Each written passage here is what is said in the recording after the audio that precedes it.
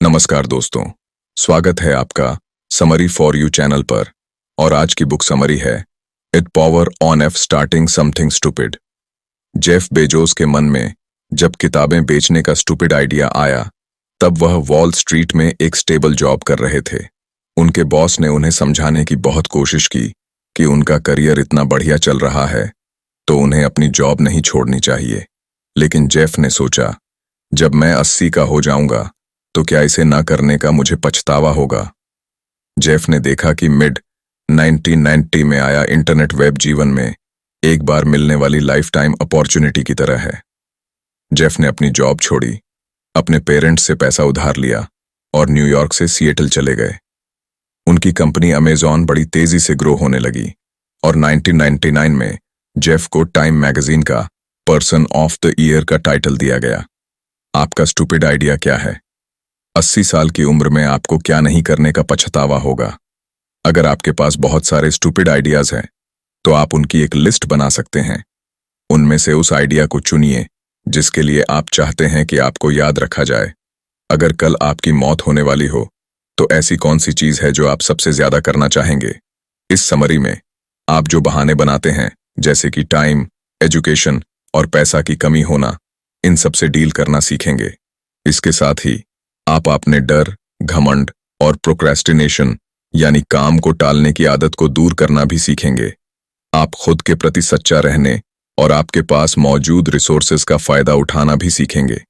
आप दूसरों को सर्व करना, उन्हें थैंक यू कहना, उनसे कुछ मांगना, उनसे कुछ लेना और लोगों पर भरोसा करना सीखेंगे।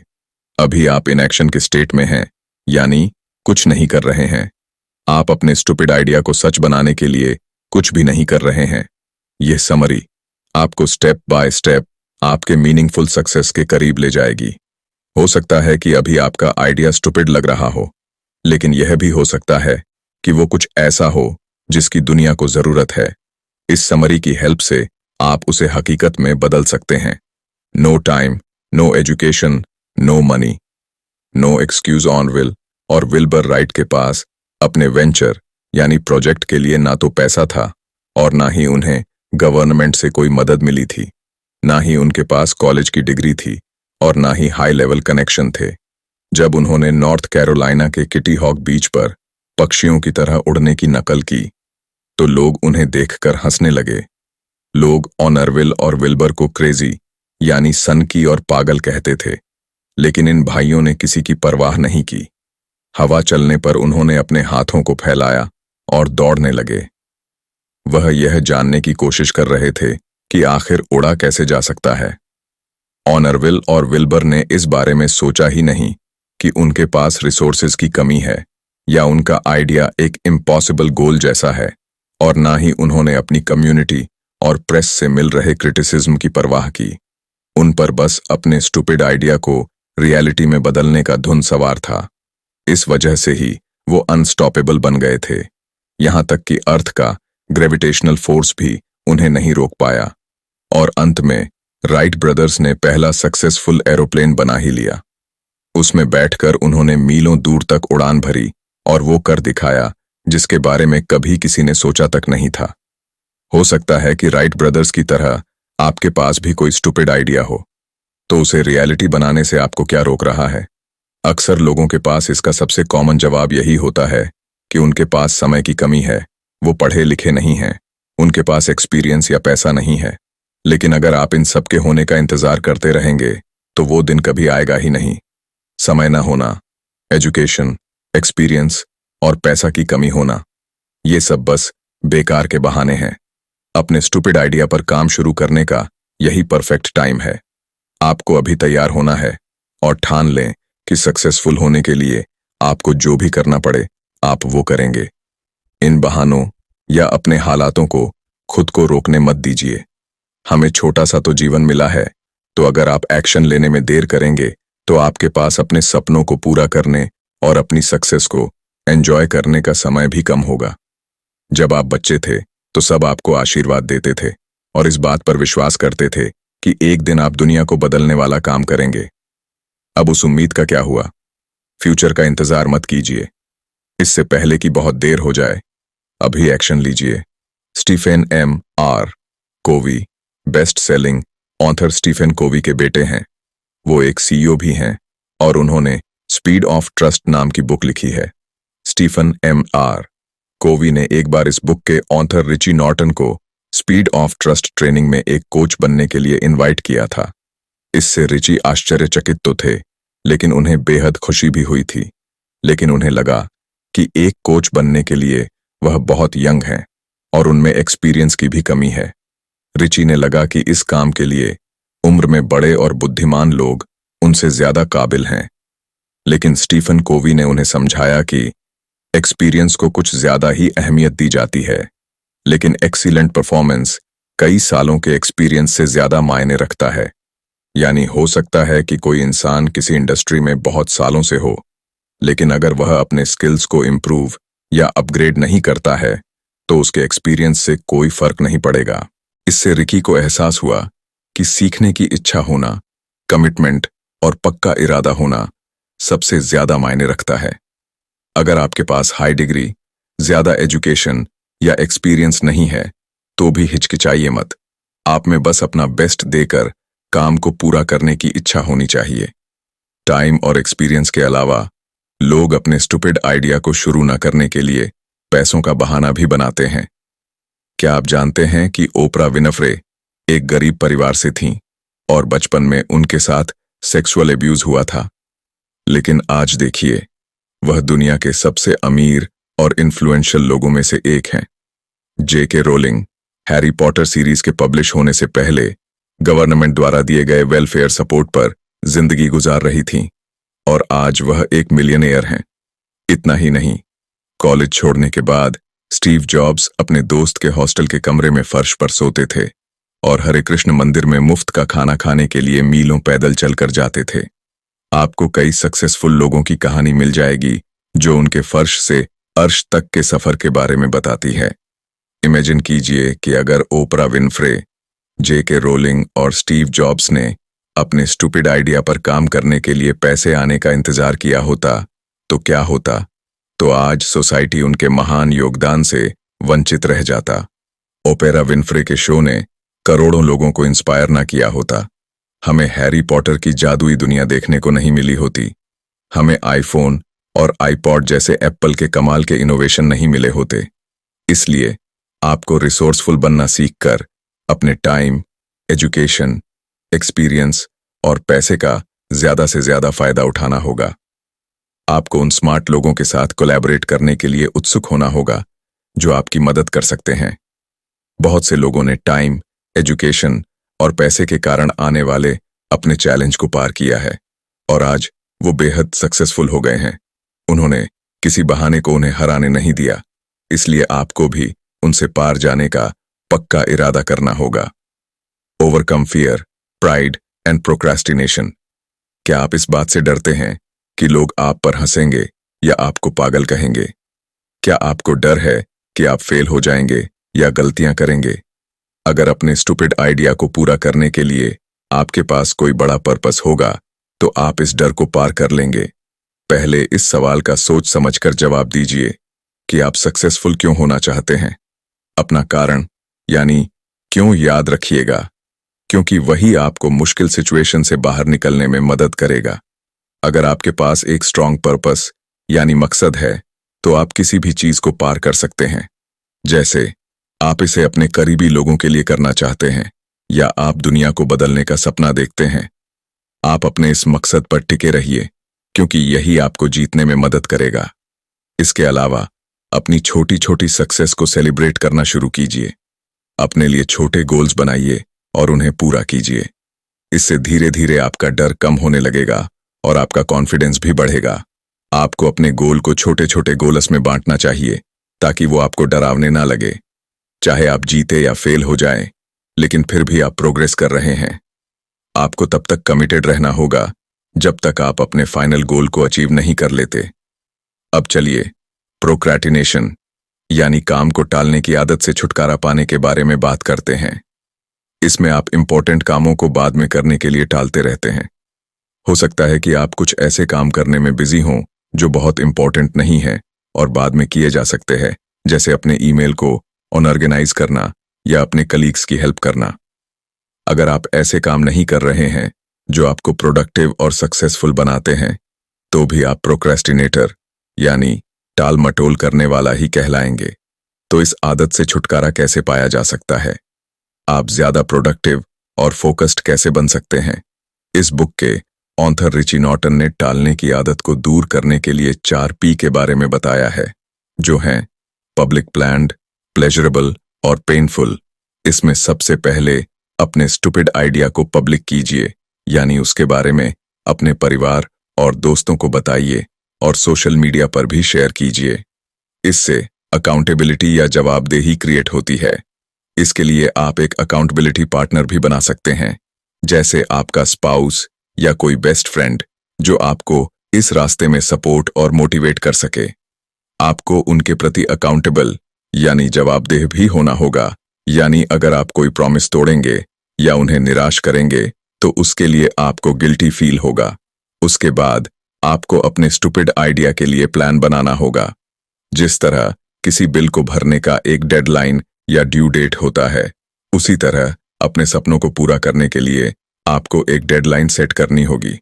अपने गोल्स को सेट करने के लिए आप स्मार्ट फॉर्मेट को फॉलो कर सकते हैं।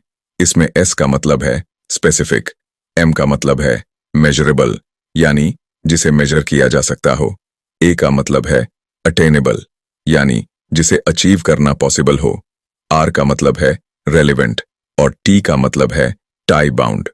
एग्जाम्पल के लिए, सिर्फ इतना कहना काफी नहीं है कि मैं अपने गोल्स को अचीव करने के लिए हफ्ते में 3 घंटे काम करूंगा।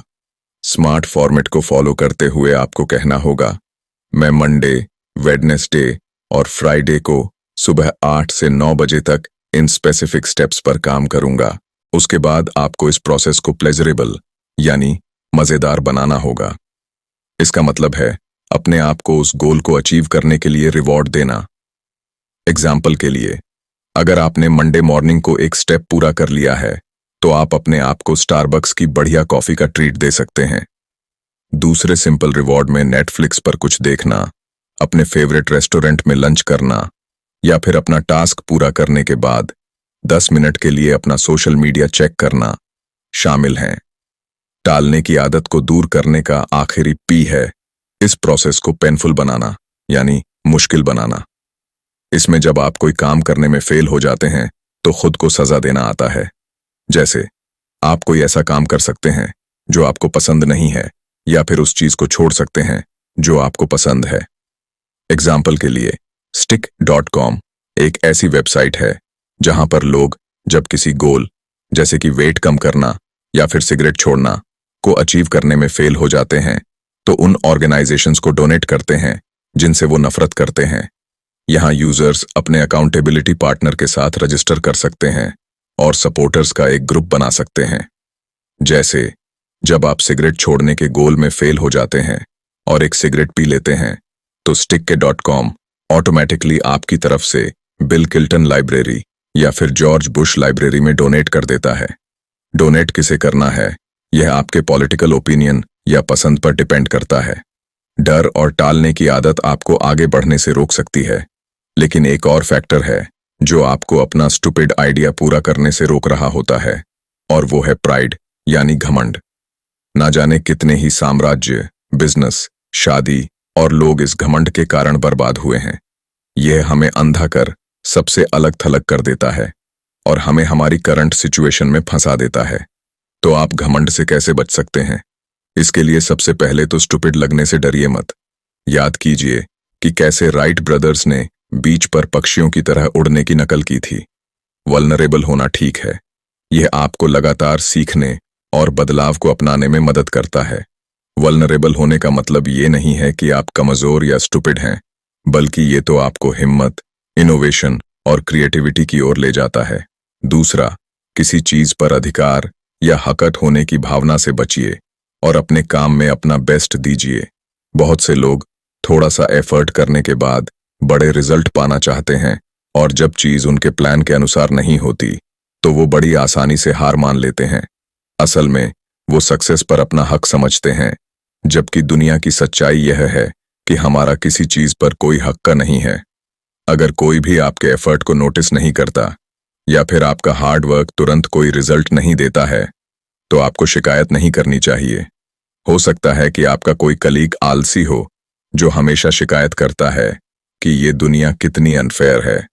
उसकी तरह मत बनिए। इसके बजाय अच्छा वर्क एथिक मेंटेन कीजिए और आपके पास कम से कम एक जॉब तो है, इसके लिए शुक्रगुजार रहिए और एनर्जी से भरपूर और पॉजिटिव रहने की कोशिश कीजिए। फाइनली, खुद सक्सेसफुल होने के लिए दूसरों को नीचे मत खींचिए, तभी आपका घमंड दूर हो पाएगा। हो सकता है कि दूसरों के साथ कुछ बुरा करने का आपका मन करे या आप उनके सक्सेस या खुशी को देखकर जलन की भावना फील करें, लेकिन ये बिल्कुल गलत है।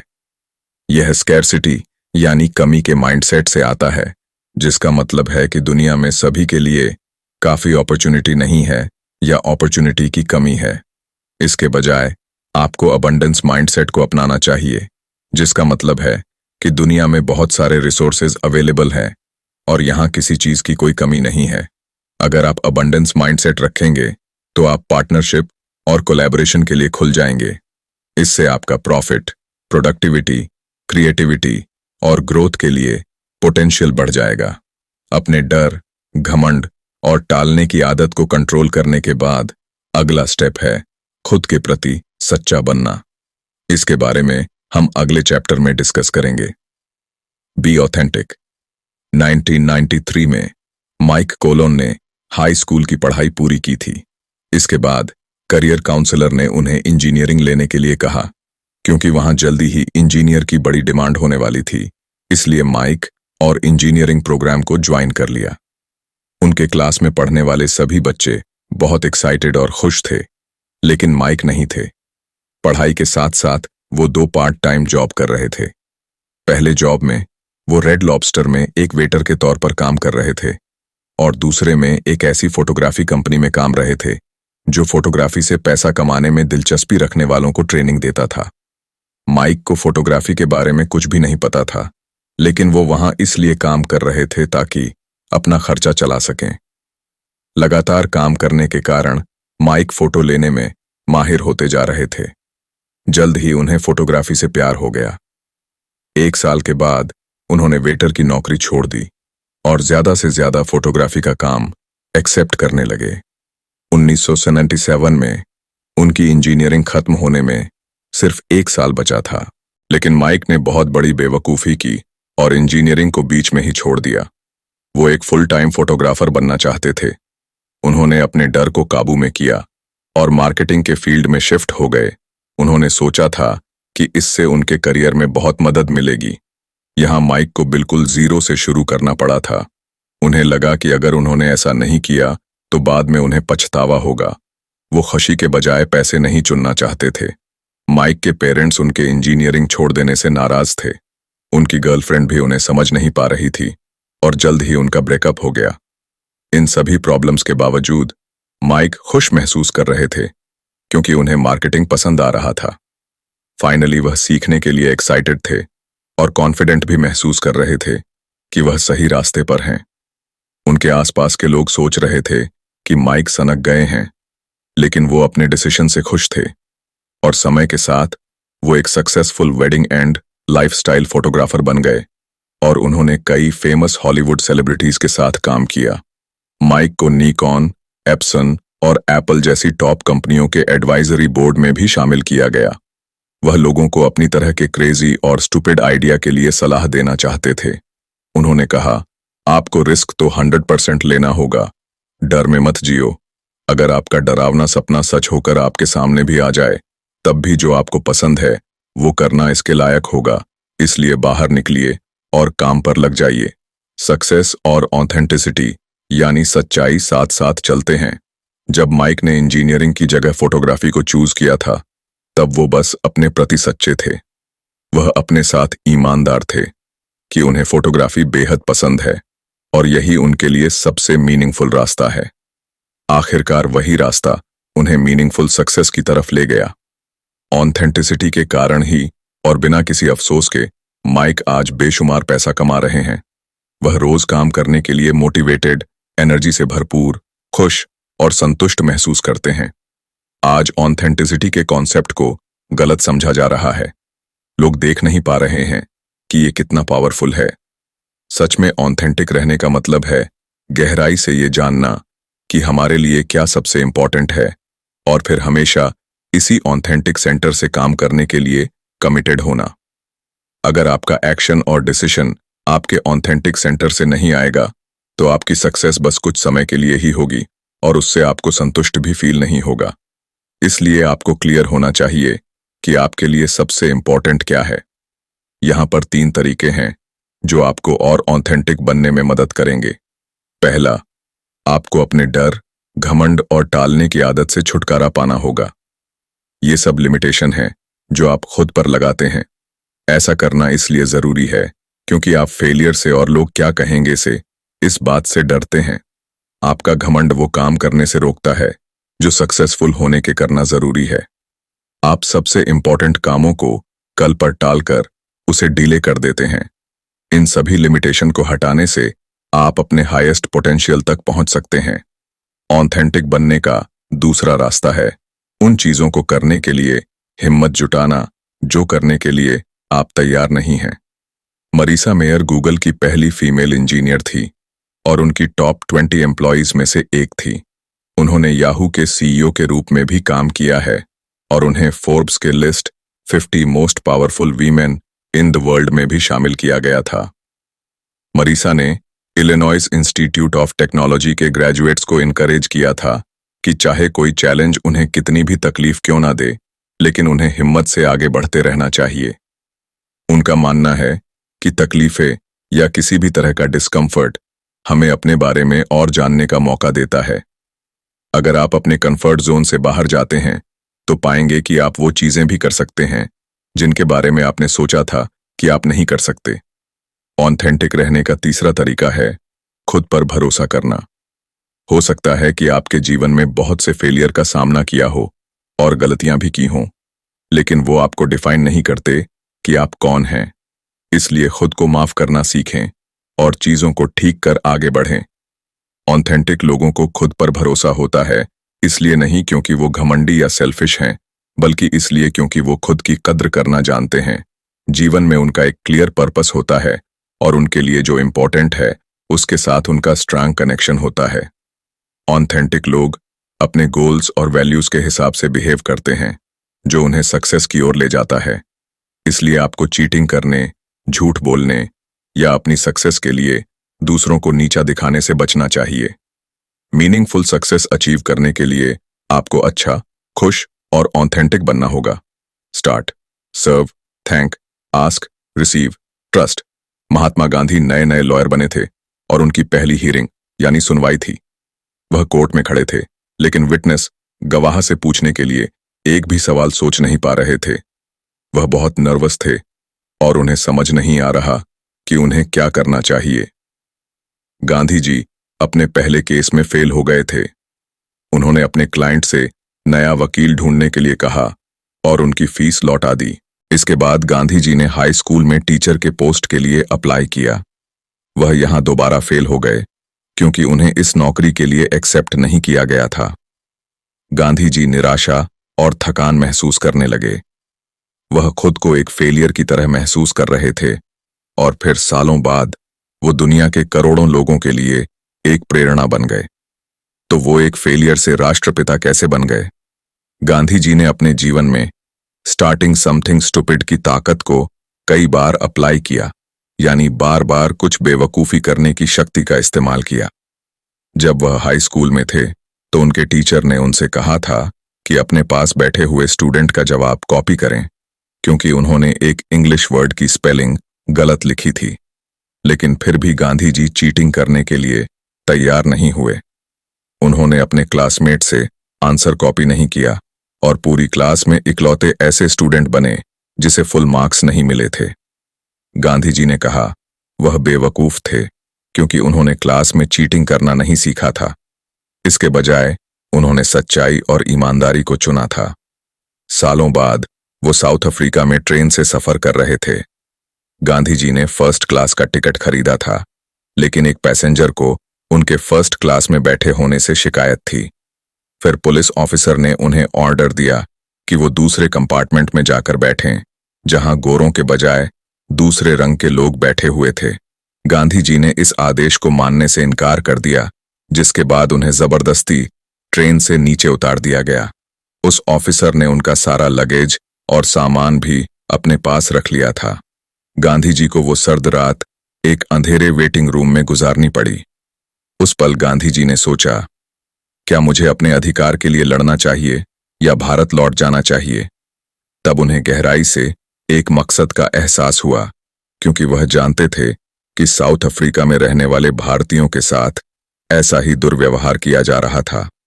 गांधी जी ने ठान लिया कि वो रंगभेद की इस बीमारी को जड़ से उखाड़ फेंकेंगे, और अगर इसके लिए उन्हें मुश्किलों का सामना भी करना पड़ा तो भी ठीक है।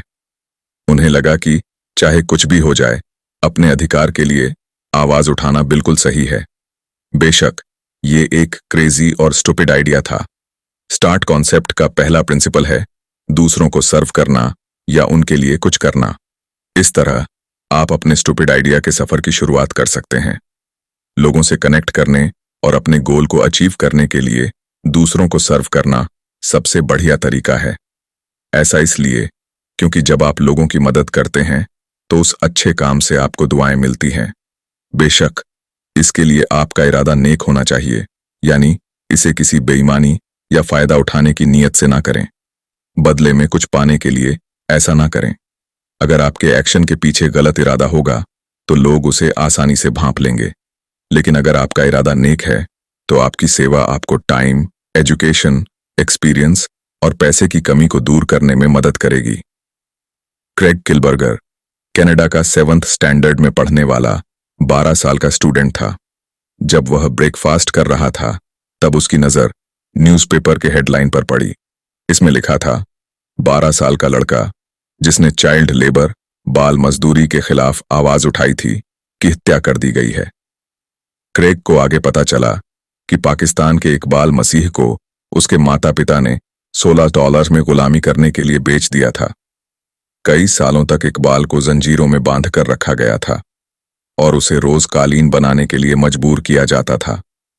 12 साल की उम्र में उसे इस गुलामी से मुक्ति मिली, जिसके बाद वो दुनिया भर में घूमकर चाइल्ड लेबर के बारे में लोगों को आगाह करने लगा। उसे बार बार धमकियां दी जा रही थीं और अंत में कारपेट इंडस्ट्री के कैपिटलिस्ट ने उसे गोली से मरवा दिया। इकबाल की कहानी ने क्रेग को भावुक कर दिया। उसने ह्यूमन राइट ऑर्गेनाइजेशन में कॉल किया और पाया कि उन्हें चाइल्ड लेबर के बारे में खास जानकारी नहीं थी। इसलिए क्रेग ने अपने क्लासमेट से पूछा कि क्या वो इस काम में उसका साथ देंगे। तब क्रेग को लेकर 13 लोगों ने फ्रीड चिल्ड्रन नाम की ऑर्गेनाइजेशन शुरू की। क्रेग कनाडा के प्राइम मिनिस्टर से मिलने के लिए एशिया गया, जहां वो बिजनेस ट्रिप के लिए आए हुए थे।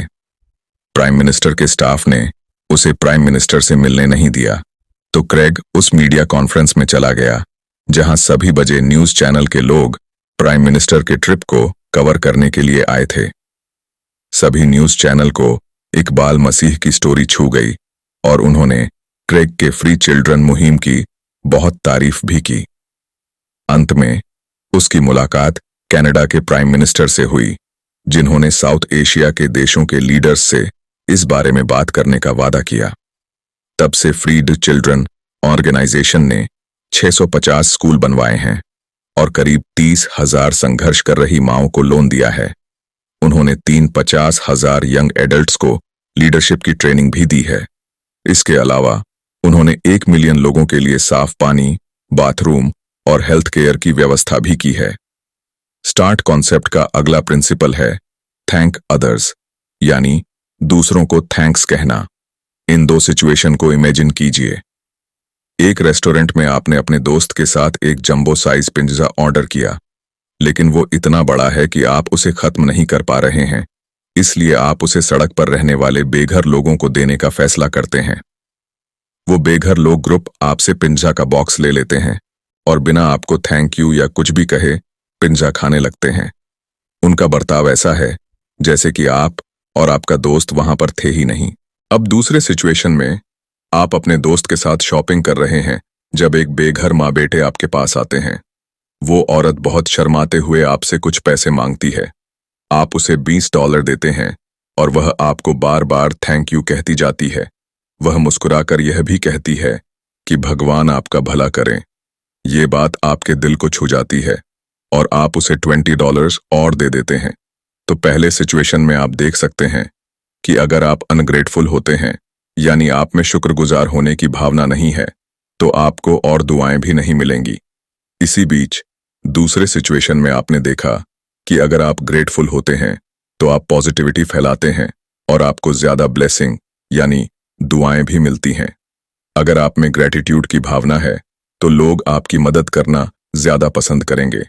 हमेशा थैंक यू कहना आपके रिलेशनशिप को इंप्रूव करता है, आपको ज्यादा संतुष्ट फील कराता है और आपको मीनिंगफुल सक्सेस की तरफ ले जाता है। स्टार्ट कॉन्सेप्ट में अगला प्रिंसिपल है आस्क अदर्स, यानी दूसरों से पूछना। जस्टिन लायन का बचपन एक छोटे से शहर इडाहो में गुजरा था। उसका सपना था फिल्म इंडस्ट्री में काम करना, लेकिन उसके शहर के लोग मानते थे कि यह शैतानों का काम है। बाद में जस्टिन एरिज़ोना चला गया और वहां एक हाई क्लास रिसोर्ट में बेल बॉय बन गया। वहां उसने इतने अच्छे से काम किया कि कुछ ही समय में उसे बेल कैप्टन बना दिया गया। वहां के दूसरे बेल कैप्टन की उम्र 40-50 के आसपास थी। जस्टिन अपनी बाकी की जिंदगी एक बेल कैप्टन नहीं रहना चाहता था। इस बीच इस हाई क्लास रिसोर्ट में उनकी मुलाकात कई फेमस सेलिब्रिटीज और फिल्म मेकर्स से हुई। फाइनली जस्टिन ने अपनी जॉब छोड़ी और LA चला गया। वहां वो अपने जान पहचान के प्रोड्यूसर्स और फिल्म एग्जीक्यूटिव्स से कांटेक्ट करने लगा। जस्टिन ने art centre college of design में कोर्स भी किया। उसने लो बजट फिल्मों के प्रोडक्शन को ज्वाइन किया और जितना हो सकता था इस काम से सीखने लगा। एक दिन जस्टिन को 2 म्यूजिशियन क्रिस्टियन जैकब्स और स्कॉट स्कल्टज का कॉल आया। वो बच्चों के लिए एक ऐसा एजुकेशनल शो प्रोड्यूस करना चाहते थे जिसे पेरेंट्स एंजॉय करें। क्रिस्टियन और स्कॉट अपने प्रोजेक्ट के लिए 6 साल से कोशिश कर रहे थे, लेकिन किसी भी टीवी नेटवर्क ने उसे अप्रूव नहीं किया था। आखिरकार उन्होंने जस्टिन के साथ एड मैजिक स्टोर नाम की एक प्रोडक्शन कंपनी खोली। उन्होंने कुछ पायलट एपिसोड तैयार किए। उन्होंने कॉस्ट्यूम तैयार करने के लिए, म्यूजिक प्रोड्यूस करने के लिए और प्रॉप्स डिजाइन करने के लिए परिवार वालों और दोस्तों की मदद मांगी। जस्टिन, क्रिश्चियन और स्कॉट में सोचा था कि अगर वो इसमें फेल भी हो जाते हैं तो भी वह DVD की कॉपी बेचकर पैसे कमा सकते हैं। उन्होंने फिर से टीवी नेटवर्क से कांटेक्ट करना शुरू किया, लेकिन अभी भी कोई उनके शो को स्वीकार नहीं कर रहा था। इसलिए टीम ने YouTube पर शो का ट्रेलर अपलोड किया, जो देखते ही देखते वायरल हो गया। निकलोडियन ने इस शो को फाइनली अप्रूव किया। इस फेमस शो का नाम था यो गाबा गाबा, जो हिट साबित हुआ और सालों तक चला। इस कहानी में आप देख सकते हैं कि कैसे जस्टिन ने जब तक वो सक्सेसफुल नहीं हो गए तब तक बहुत बार लोगों से मदद के लिए पूछा। उनसे क्रिश्चियन और स्कॉट ने भी कांटेक्ट किया था, जिन्हें कई टीवी चैनल ने पहले ही रिजेक्ट कर दिया था। यहां हमें जो लेसन मिलता है वह यह है कि मदद मांगना शर्म की बात नहीं है। मदद मांगना सीखिए। झिझकते हुए या यह न जानते हुए कि क्या करना है, अटके न रहें। रिजेक्ट होने से या जरूरतमंद समझे जाने से ना डरें। आप जो चाहते हैं उसे पाने का सबसे तेज तरीका है लोगों से मांगना या पूछना। आपको शर्मिंदा होने की कोई जरूरत नहीं है, क्योंकि आप भी दूसरों की मदद कर सकते हैं। इसे मिशन मैचिंग कहा जाता है। किसी आदमी के बारे में यह जानने के लिए रिसर्च करें कि उनके स्पेसिफिक गोल और प्रॉब्लम्स क्या हैं। उस सिचुएशन को उनके नजरिए से सोचिए कि उसमें उनके लिए क्या है या हमारी मदद करके उन्हें क्या मिल सकता है, और फाइनली बातचीत से उसे दोनों के लिए फायदेमंद बनाएं। दूसरे शब्दों में, ये दोनों के लिए एक विन विन सिचुएशन होना चाहिए। इस तरह से आप लॉन्ग टर्म सक्सेस अचीव कर सकते हैं और गहरे रिलेशनशिप बना सकते हैं, जो फ्यूचर में आपको और कोलैबोरेशन की ओर ले जाएंगे। स्टार्ट कॉन्सेप्ट का अगला प्रिंसिपल है दूसरों से रिसीव करना। एक दिन हाईवे पर ड्राइव करते वक्त इस बुक के ऑथर रिची नॉर्टन के कार में तेल खत्म हो गया। वो पेट्रोल पंप पर गए तो उनके पीछे खड़े लड़के ने कहा कि उसके पास तेल से भरा हुआ एक कैन है जिसे वो यूज कर सकते हैं। वो लड़का एक अजनबी था और रिची नहीं चाहते कि उनकी वजह से उसे कोई प्रॉब्लम हो। दूसरा, एक अजनबी से इस तरह मदद लेना उन्हें बहुत अजीब भी लग रहा था। लेकिन रिची ने अपने आप को याद दिलाया कि उन्हें दूसरों से मदद लेने के लिए खुला रहना चाहिए, इसीलिए वह उसकी कार की ओर चले गए और उससे तेल का कैन ले लिए। रिची ने अपनी कार में तेल डाला और बात के दौरान उन्हें पता चला कि वो आदमी एक लैंडस्केपर, जो किसी जमीन या बगीचे के फीचर्स को आकर्षक ढंग से ऑर्गेनाइज करता है, था और अपने लैंडस्केपिंग के काम के लिए जा रहा था। उस आदमी ने कहा वह उतना ही कमाता है जिससे उसका जीवन चल सके। रिची को एहसास हुआ कि जो तेल उस आदमी ने उन्हें दिया था वो उसके लैंडस्केपिंग इक्विपमेंट के लिए था, यानी उस आदमी ने रिची को तेल दे दिया था जबकि उसे भी इसकी जरूरत थी। इसलिए रिची ने उस आदमी को तेल के लिए पैसे देने की बहुत कोशिश की तो वो आदमी मुस्कुराकर बोला, मेरे अच्छे कर्म सालों से मेरी मदद कर रहे हैं, तो इस कहानी में कौन गिवर यानी देने वाला है और कौन रिसीवर यानी लेने वाला है, और वो गिफ्ट क्या है? यहाँ रिची और वह आदमी दोनों ही गिवर और रिसीवर हैं, और वो गिफ्ट सिर्फ तेल नहीं है बल्कि खुशी, दोस्ती और इंस्पिरेशन भी है। इसलिए जब हम खुलकर दूसरों से कुछ लेते हैं तो इसमें दोनों लोगों की जीत होती है। किसी की मदद या गिफ्ट को रिजेक्ट करके हम यह दिखाते हैं कि हमारे लिए हमारा गोल पाने से ज्यादा इंपॉर्टेंट हमारा अभिमान है। गिफ्ट एक्सेप्ट करने का मतलब है सिर्फ लेना, यह एक तरफा और सेल्फिश होता है। अब रिसीविंग यानी लेने का मतलब है किसी गिफ्ट को एक्सेप्ट करना और उससे भरपूर फायदा उठाना। यह रिस्पेक्ट और ग्रैटिट्यूड को दिखाता है। किसी की मदद से सक्सेस पाना उन्हें भी संतुष्ट फील कराता है। लोग यह जानकर खुश होते हैं कि आपके सक्सेस का वह भी एक हिस्सा बन गए हैं। आखिर में स्टार्ट कॉन्सेप्ट का लास्ट प्रिंसिपल है दूसरों पर भरोसा करना। 1997 में माइकल अब्राशॉफ यूएसएस बेनफोल्ड के कमांडर बने। जब शिप के मौजूदा कमांडर को रिप्लेस किया गया तो शिप क्रू ने इसका जश्न मनाया था। असल में वो कमांडर बहुत ही स्ट्रिक्ट और डिमांडिंग थे, इसलिए क्रू ने अपना मोटिवेशन खो दिया था। माइकल क्रू के मोराल यानी मनोबल को फिर से बढ़ाकर उन्हें खुश करना चाहते थे। उन्होंने महसूस किया कि क्रू मेंबर्स का भरोसा, अच्छा परफॉर्मेंस और उनकी वफादारी जीतने के लिए उन्हें रूल्स को तोड़ना होगा। सबसे पहले माइकल ने हर क्रू मेंबर का इंटरव्यू किया और उनसे फीडबैक मांगा। उन्होंने फ्रीडम और डिसिप्लिन को बैलेंस करके लीडरशिप के एक नई स्टाइल को यूज किया। उन्होंने क्लियर बाउंड्रीज बनाकर सबको जिम्मेदारियां सौंपी। बहुत से क्रू मेंबर्स को पहले कोई जिम्मेदारी नहीं दी गई थी, इसलिए वह बहुत गर्व और कॉन्फिडेंट महसूस कर रहे थे कि माइकल उन पर भरोसा करते हैं। शिप और माइकल का करियर दांव पर लगा था, लेकिन उन्होंने अपने क्रू मेंबर्स पर 100% भरोसा किया और इसी बात का गहरा असर भी पड़ा। लोग कह सकते हैं कि किसी पर भरोसा करना रिस्की, नादानी और बेवकूफी है। फैमिली मेंबर्स, कलीग्स, मैनेजर्स और कस्टमर्स सभी पर अप्लाई होता है आज के, लेकिन विश्वास न करना तो इससे भी बदतर है। मन की गहराई से हम सब चाहते हैं कि हम पर भरोसा और विश्वास किया जाए। ये बात एम्प्लॉयज, ग्लोबल इकोनॉमी में भरोसे का होना बहुत इंपॉर्टेंट है, लेकिन सबसे पहले आपको खुद पर भरोसा करना होगा। अगर आप खुद पर भरोसा नहीं करेंगे तो कोई भी आप पर भरोसा नहीं करेगा। इस बात पर भरोसा रखें कि आप कुछ भी कर सकते हैं और कॉन्फिडेंट रहें। अपने स्किल्स और स्टूपिड आइडियाज पर भरोसा करें। इसके अलावा आपको दूसरों पर भी भरोसा करना होगा। पहले लोगों पर भरोसा करें, तब जाकर लोगों को आप पर भरोसा करने की इच्छा होगी। सबसे जरूरी बात कि अपना वादा जरूर निभाएं, बस खोखली बातें ना करें। याद रखिए कि काम बोलता है, बातों से ज्यादा काम का प्रभाव होता है। Leverage existing resources. क्रिस और सुजन एक यंग कपल हैं। उनका पहला बच्चा हुआ था और उन्हें अपना गुजर बसर करने के लिए संघर्ष करना पड़ रहा था। क्रिस एक कॉलेज स्टूडेंट था जो विंडोज इंस्टॉलर के रूप में पार्ट टाइम जॉब कर रहा था, और सुजन घर में रहते हुए अपने पति की मदद करने के तरीके ढूंढती रहती थी। उसने इंटरनेट पर बहुत से तुरंत अमीर बने के ऐड देखे। फिर एक दिन सुजन को सिंपल प्रोडक्ट्स बनाने और उन्हें ऑनलाइन बेचने के बारे में पता चला। वह खुद को आर्टिस्टिक नहीं मानती थी, लेकिन वो सिलाई मशीन को यूज करना और पैटर्न्स को फॉलो करना जानती थी।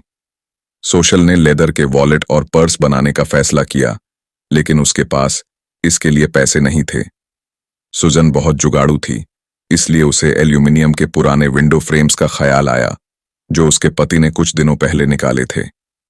क्रिस ने कहा था कि उनकी जरूरत नहीं थी, इसलिए सुजन ने उससे पूछकर सारे विंडो फ्रेम ले लिए।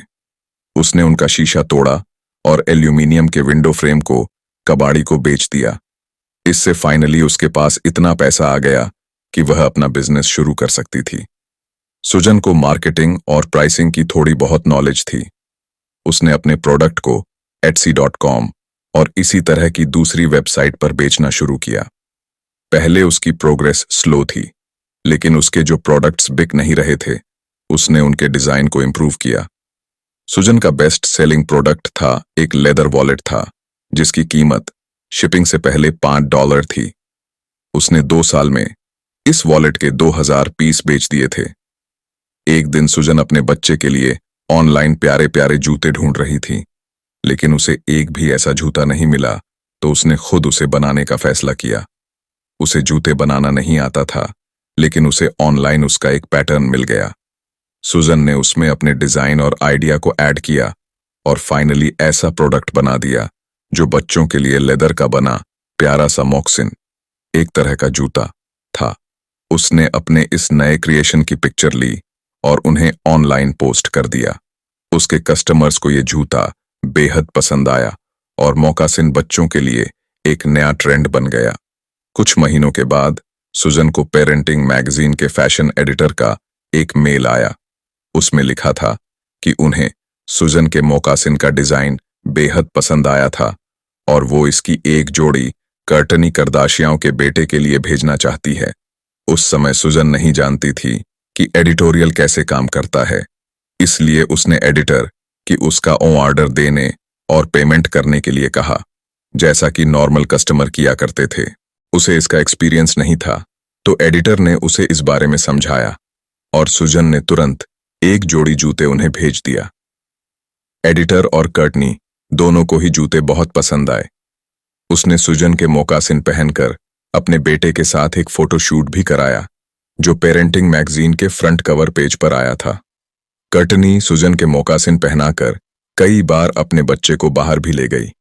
ये खबर हर गॉसिप मैगजीन में छाया रहा और आखिरकार सुजन ने मदद के लिए एक पब्लिक रिलेशन स्टाफ को काम पर रखा। उसकी कंपनी फ्रेशली पिक्ड अब फेमस और सक्सेसफुल हो गई थी। यह brand high quality leather shoes और बच्चों के लिए डायपर बैग्स के लिए जाना जाने लगा। लिवरेज का मतलब है अपने इफेक्टिवनेस को बढ़ाने के लिए अपने मौजूद रिसोर्सेज का ज्यादा से ज्यादा फायदा उठाना। बहुत से लोग अपने स्टूपिड आइडिया को इसलिए पूरा नहीं करते क्योंकि उन्हें लगता है कि सक्सेसफुल होने के लिए जो इंपॉर्टेंट रिसोर्सेज चाहिए वो उनके पास नहीं है। ये रिसोर्सेज टाइम, एजुकेशन या पैसा हो सकते हैं, लेकिन जैसा कि हमने सुजन की स्टोरी में देखा, वह रिसोर्सफुल बन गई और उसने उस पर फोकस नहीं किया जिसकी उसके पास कमी थी, बल्कि उसने उन चीजों का फायदा उठाया जो उसके पास पहले से ही थे। जैसे सुजन ने अपने पति के पुराने विंडो फ्रेम बेच दिए और अपनी सिलने की स्किल को इस्तेमाल किया। उसने सीखा कि एटसी जैसे वेबसाइट को कैसे यूज करते हैं। उसने ऑनलाइन मॉकासिन के पैटर्न्स को भी सर्च किया और जल्दी ही अपनी सारी चुनौतियों को पार करके वह सक्सेसफुल हो गई। लिवरेज का कॉन्सेप्ट कोई नया आइडिया नहीं है। किसान मौजूदा बीज, मिट्टी और पानी का फायदा उठाकर फसल उगाते हैं। दूसरों के स्टूपिड आइडिया को प्रोड्यूस करने के लिए मैन्युफैक्चरर्स रॉ मटेरियल और मशीन का इस्तेमाल करते हैं। अपने दम पर सब कुछ शुरू से शुरू न करने में कुछ भी गलत नहीं है। याद रखिए कि सक्सेसफुल होने के लिए आपको जिस चीज की जरूरत है वह पहले ही आपके पास मौजूद है। बॉस आपने उसे अब तक देखा नहीं है। आप मौजूदा टेक्नोलॉजी, लोगों का नेटवर्क, टाइम, एजुकेशन, एक्सपीरियंस और पैसे का फायदा उठा सकते हैं। आप अपना खुद का बिजनेस शुरू करने के लिए सोशल मीडिया का इस्तेमाल भी कर सकते हैं। आप अपनी खुद की वेबसाइट बना सकते हैं, और अपने फायदे के लिए फेसबुक, इंस्टाग्राम, यूट्यूब जैसे प्लेटफॉर्म इस्तेमाल कर सकते हैं। आप अमेज़ॉन पर अपनी खुद की किताब पब्लिश कर सकते हैं या अपना ब्लॉग शुरू कर सकते हैं।